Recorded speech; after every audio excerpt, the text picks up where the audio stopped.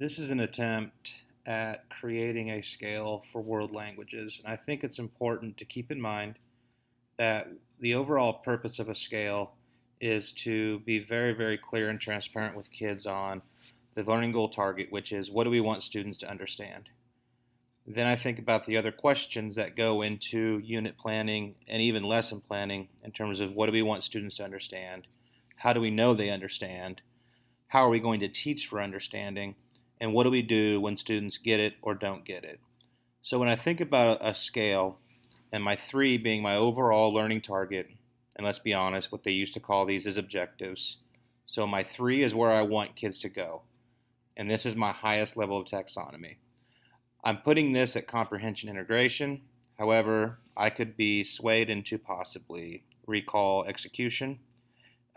But this is just my stab at creating it, not getting too hung up on the verbiage and where it goes on the taxonomy.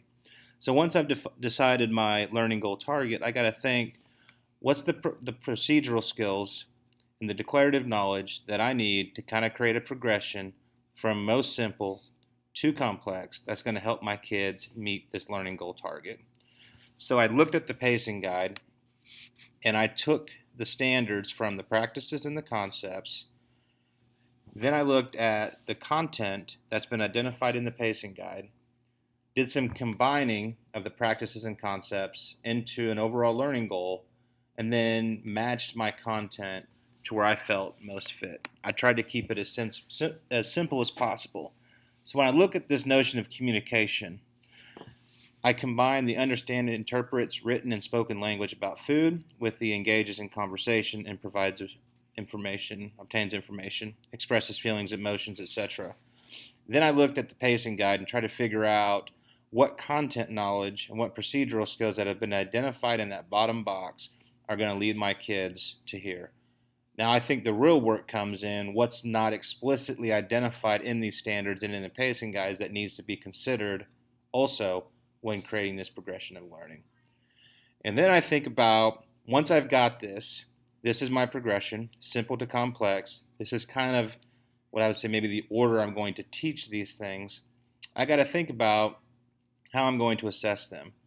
So this becomes a guide into how I'm going to test whether or not students have gotten this overall learning goal. And then the most important piece is what do we do when students got it? I've planned for this for. I've planned for that enrichment and deepening. What happens when students don't get it? I get to go back down here and figure out, okay, where is it that you're missing pieces? Where is the foundational knowledge lacking that's preventing you from hitting this overall goal? So I've played around with communication, I've played around with connections, doing the same exact thing as I explained in Scale 1, but also connections and comparisons. These are not done, they're not perfect, but what I would ask that you do today is tear these scales apart, be extremely critical, and make them work for you.